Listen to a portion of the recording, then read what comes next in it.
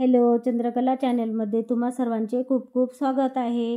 आषाढ महिना आलेला आहे, त्यामुळे घरोघरी कापण्या किंवा गुळाच्या पुऱ्या बनवल्या जातात। तर मग अगदी खुसखुशीत आणि मऊसूत कापण्या आणि पुऱ्या आपण आज बनवणार आहोत। तर त्यासाठी 1 वाटी गूळ घेतला, त्याच वाटीने 1 वाटी पाणी गरम करून घेतले आहे आणि गूळ आणि पाणी एका बाउलमध्ये मिक्स करून चांगलं हलवून घेतलं, म्हणजे गुळाचे पाणी होईल।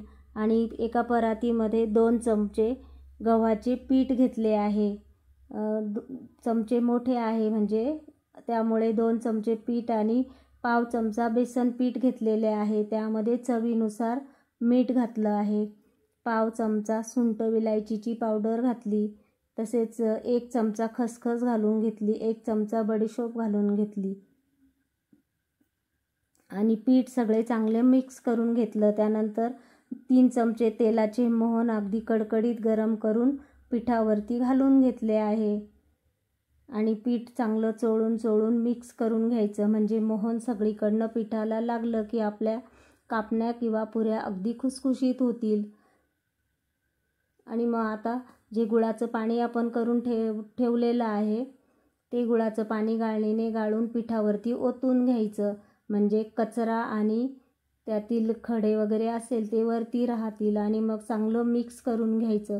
जर पाणी कमी पडलं असेल तर मग थोडं साधं पाणी पण लावून पीठ मळून घेतलं तरी चालेल। अशा पद्धतीने अगदी मऊसूत आणि थोडा घट्टसर असा पिठाचा डो मळून घ्यायचा, 5 मिनिटासाठी ठेवून द्यायचा। त्यानंतर त्याच्या एकसारख्या लाट्या करून घ्यायच्या आणि छोट्या छोट्या पुऱ्या लाटून घ्यायच्या। पुऱ्या लाटून झाल्या, जेवढ्या पाहिजे असेल तेवढ्या पुऱ्या लाटून झाल्या की मग आपण कापण्या बनवणार आहोत। तर नैवेद्यासाठी पुऱ्या लागतात म्हणून थोड्या पुऱ्या बनवणार आहेत, बाकीच्या कापण्या बनवू। पोळीचा जेवढा उंडा घेतो त्यापेक्षा थोडा जास्त उंडा घेऊन गोल गोल पोळी लाटून घ्यायची। थोडी मध्यम लाटायची, खूप पातळ पण नाही आणि खूप जाड पण नाही, आणि हव्या त्या आकारामध्ये कापण्या कापून घ्यायच्या। शंकरपाळे कापतो आपण त्या पद्धतीने, पण त्यापेक्षा थोड्या मोठ्या कापण्या कापून घ्यायच्या। साईडला तेल तापायला ठेवून द्यायचं आणि कापण्या कापल्यानंतर त्या पराती ताटात काढून ठेवल्या तरी त्या एकाला एक चिकटणार नाही, कारण आपण तेलाचं मोहन टाकलेलं आहे आणि गुळात पीठ मळलेलं असल्यामुळे त्या चिकटणार नाही।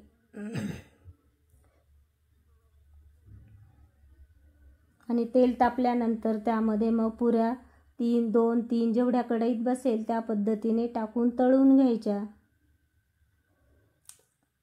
अगदी मंद आचेवरती ब्राऊन कलर येऊपर्यंत पुऱ्या तळून घ्यायच्या। एकदम खुसखुशीत आणि मऊसूत अशा आपल्या पुऱ्या तयार झालेल्या आहे। आणि आता पुऱ्या तळून झाल्यानंतर कापण्या तळून घ्यायच्या। कापण्या पण उलटपालट करून तळून ब्राऊन कलर येऊपर्यंत तळून घ्यायच्या। सगळ्या कापण्या तळून झाल्या की मग देवाला नैवेद्यासाठी थोडंसं प्लेटमध्ये ठेवून द्यायचं। आणि अशा पद्धतीने अगदी मऊसूत आणि खुसखुशीत अशा आपल्या कापण्या तयार झालेल्या आहे। तर मग तुम्ही पण अशा पद्धतीने कापण्या बनवा। व्हिडिओ आवडला असेल तर लाईक, शेअर, सबस्क्राईब, कॉमेंट करा। धन्यवाद।